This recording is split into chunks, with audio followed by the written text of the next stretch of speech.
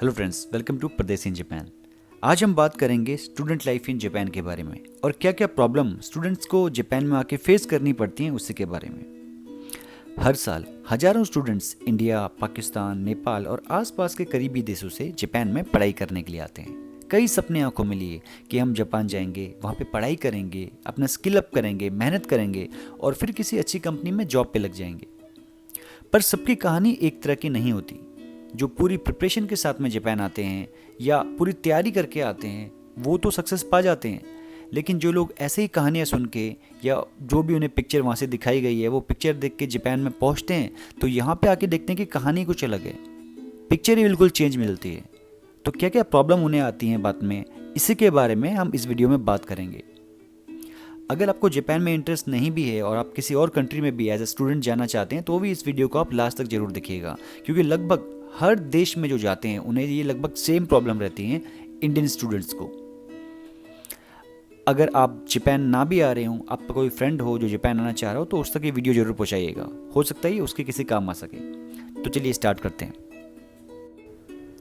Japan के अंदर students की जो कैटेगरी है इसको लगभग हम चार कैटेगरी में डिवाइड कर सकते हैं।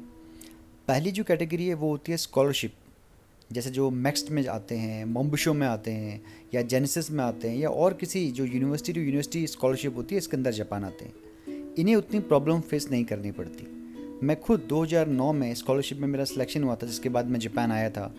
मेरे पूरा एकदम 5 स्टार की तरह होटल था वहाँ पे, मतलब रूम मेरा एकदम अच्छा खासा एक रूम था, होटल रूम की तरह वो रूम था, सारी फैसिलिटीज़ थी, कोई पैसा मेरा खर्च नहीं हुआ, सब गवर्नमेंट ने पूरा जो उसका बर्डन होता है वो लिया था, तो कोई प्रॉब्लम नहीं आई। इस कैटेगरी को हम हटा देते हैं, इसके बारे में कभी आराम से कोई वीडियो बनाएंगे स्कॉलरशिप के ऊपर। आज हम बात करते हैं बाकी कैटेगरीज़ की। सेकंड नंबर पे आती है कैटेगरी उन स्टूडेंट्स की जो ऑलरेडी जापान के जाने से पहले इंडिया में जॉब कर रहे हैं। कोई आईटी कंपनी में जॉब कर रहा है, कोई सिविल इंजीनियर है, कोई मैकेनिकल है, वो सब ऑलरेडी जॉब कर रहे हैं। 4-5 साल जॉब करके ये लोग पैसे वगैरह इकट्ठा करते हैं। उसके बाद इनका एक ही टारगेट होता है कि जापान जाएंगे हम, 1 साल 1.5 साल जो भी हमारा कोर्स है वो पढ़ाई करेंगे जापानीज लैंग्वेज, और इसी दौरान पार्ट टाइम जॉब करने के साथ साथ हम लोग जॉब सर्च मारना स्टार्ट कर देंगे। जैसे ही हमारा कोर्स ख़त्म हो जाएगा हम लोग जॉब पे लग जाएंगे, और ऐसा होता भी है। जब इनका कोर्स ख़त्म होता है, ये पहली एक्सपीरियंस इनके पास 3-4 साल का होता है, ये जॉब सर्च मार रहे होते हैं। जापानीज इनकी लैंग्वेज वहाँ सीख लेते हैं 1 साल के अंदर। ये N5 तो इंडिया से ही करके गए होते हैं, वहाँ पे N3 N4 तक ये निकाल लेते हैं, फिर अच्छी कंपनी में इनकी जॉब लग जाती है। इन्हें वीज़ा भी मिलता है जो जापान के अंदर वाइट कॉलर का ही होता है।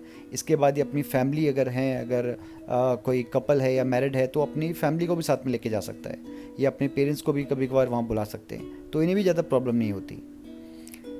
इस कैटेगरी को छोड़ के हम आगे बढ़ते हैं। अगली कैटेगरी आती है उन स्टूडेंट्स की जिनका एकदम फंडा क्लियर होता है। वो जापान जा ही रहे होते हैं पढ़ाई करने के लिए।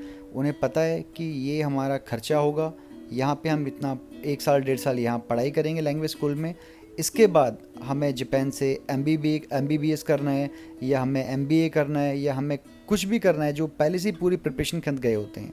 ये 1 साल 1.5 साल वहाँ पढ़ाई करते हैं, उसके बाद ये यूनिवर्सिटी में एडमिशन ले लेते हैं। इस कैटेगरी को हम हटा देते हैं। जो सबसे ज़्यादा परेशान कैटेगरी है, जो सबसे ज़्यादा परेशान होती है जापान में, इस कैटेगरी को हम बोलेंगे अनजान कैटेगरी। ये बेचारे वो लोग होते हैं जिन्हें पता ही नहीं होता कि वो जापान क्यों जा रहे हैं या क्यों आए हैं। ये कहानियाँ सुन के, किसी की बातें सुन के, कुछ भी सुन के कि यार मज़ा आ रहा है जापान में, तो ये जापान पहुंच जाते हैं और उसके बाद इनकी तकलीफ़ें स्टार्ट हो जाती हैं।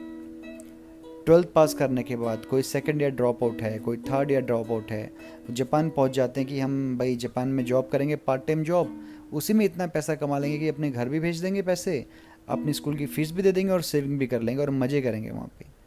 जब जापान जाते हैं तो बेचारों की नींद तक इनकी पूरी नहीं होती है। इन्हें पहले अपनी स्कूल की पढ़ाई करनी होती है, 4 घंटे की मान लो क्लास है, 4-5 घंटे की, उसके बाद ये काम करने गए।